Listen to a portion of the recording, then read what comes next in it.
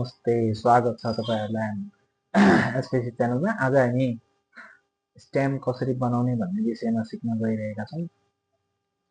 हामीहरु stamp बनाउनको लागि Illustrator सफ्टवेयरको प्रयोग गर्नेछौं। Let's go. सबैभन्दा पहिला हामीले यसरी नयाँ साइज लिने, इलिस्ट्रेटरमा गएर हैन साइज लिइसकेपछि हामीले सबभन्दा पहिला के गर्नुपर्छ भने यसको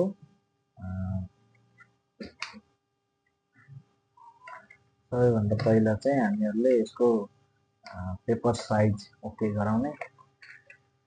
सबै फर्स्ट स्टेपमा कन्ट्रोल आर थिच्ने, आर थिचेर यहाँ हामीले इन्च मिलिमिटरमा कन्भर्ट गर्ने। मिलिमिटरमा कन्भर्ट गरिसकेपछि यसलाई हामीले यहाँबाट A4 साइजमा ल्याउने। अब भी थिचेर हामी पोइन्टर टुलमा गयौं अनि त्यसपछि गएर यहाँबाट एल थिच्यो भने सर्कल टुल आउँछ। यहाँ सर्कल टुलमा गएर हामी 33 mm ओके गर्ने। यसलाई हामी पेजको सेन्टरमा लान्छौं। यसलाई चाहिँ अल्ट थिचेर यसरी माउस तल माथि घुमाउनु भयो भने जुम हुन्छ, जुम आउट जुम इन गर्न मिल्छ। यो गरिसकेपछि कन्ट्रोल सी भनेको कपी, कन्ट्रोल एफ भनेको पेस्ट, कन्ट्रोल भी भनेको पनि पेस्ट हो। कन्ट्रोल भी गर्दाखेरि चाहिँ यसरी तल माथि जानु हुन्छ, त्यही भएर हामीले कन्ट्रोल एफ गर्यो भने त्यसकै माथि चाहिँ पेस्ट हुन्छ। सो हामी कन्ट्रोल एफ गर्छौं, यसलाई यसरी सानो बनाउँछौं, त्यसपछि फेरि यसलाई कपी गर्छौं, कन्ट्रोल सी कन्ट्रोल एफ फेरि हामीले पेस्ट गर्छौं र यसलाई अलिकति ठुलो बनाउँछौं।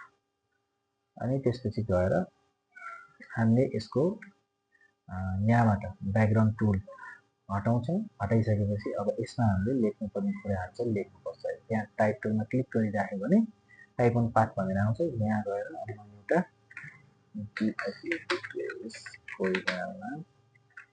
pvt.ltd गरिदिन्छु। अब यसलाई हामीले यहाँबाट घुमाएर यो पोइन्टरमा मिलाउने र यताबाट ल्याएर यो पोइन्टरमा मिलाउने। यति मिलाइसकेपछि हामीले यहाँ प्याराग्राफ सेन्टर गर्छौं, एलाइन्स नेम।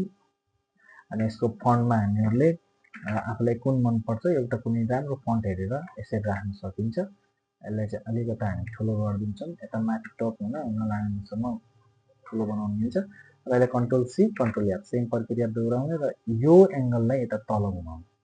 घुमाइसकेपछि यसलाई हामीले यहाँनिर ल्याउँछौं र यो एंगललाई हामीले यहाँनिर ल्याउँछौं।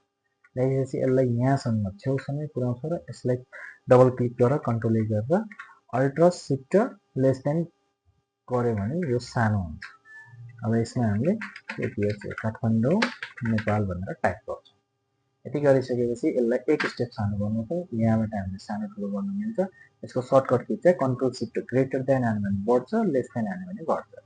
यति भइसकेपछि हामीले यहाँनिर क्लिक गरिराख्ने र यहाँबाट स्टार टुल ल्याउने। स्टार टुल ल्याएर यहाँनिर एउटा पिक गर्ने है सुटेबल। अनि यहाँबाट यसलाई अल्ट थिचेर यसरी कपीको साइन आउँछ। यसको यहाँनिर अहिले साइन हाल्यो, यहाँ अल्ट थिच्ने बित्तिकै किबोर्डमा अल्ट थिच्ने बित्तिकै यो कपी हुन्छ। शिफ्ट थिच्ने र अल्ट शिफ्ट सँगै थिचेर यसरी कपी गर्ने। अब यो बीचको गोलोलाई चाहिँ अलिकति ठुलो बनाइदिने र काठमाडौँ लेभल लेखेकोलाई अलिकति एक स्टेप ठुलो बनाइदिने। यति भइसकेपछि यो बीचमा चाहिँ अब कम्पनीको कुनै आइकन के हुन्छ। यति भइसकेपछि हाम्रो स्ट्याम्प रेडी हुन्छ र यसलाई सेभ गर्ने।